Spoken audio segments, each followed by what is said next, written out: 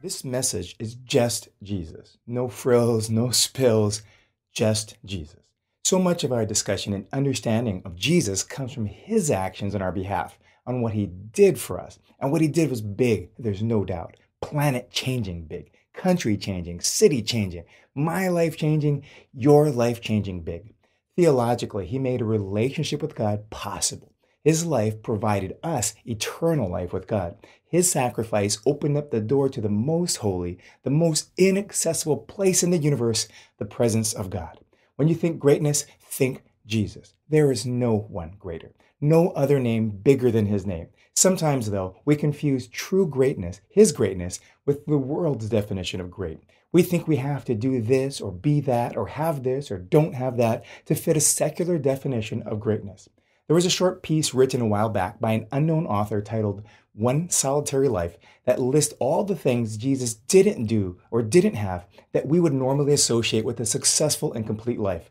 The author says this, that Jesus was born in an obscure village, the child of a peasant woman. He grew up in still another village where he worked in a carpenter shop until he was 30. Then for 3 years, he was an itinerant preacher, going back and forth all over. He never wrote a book, never held an office, never had a family or owned a house, didn't go to college. He never traveled 200 miles from the place where he was born. He did none of these things one usually associates with greatness. He had no credentials but himself. He was only 33 when public opinion turned against him. His friends ran away from him. He was turned over to his enemies and went through the mockery of a trial. He was nailed to a cross between two thieves. When he was dying, his executioners gambled for his clothing, the only property he had on earth. When he was dead, he was laid in a borrowed grave through the pity of a friend.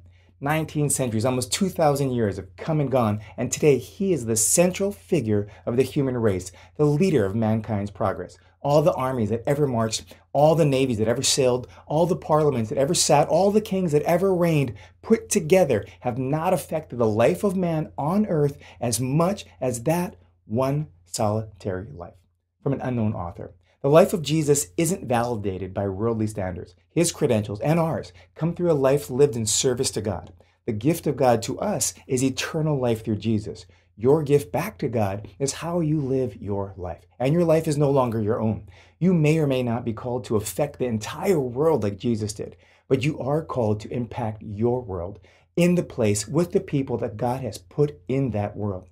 At home, at work, in your city, let God use your solitary life.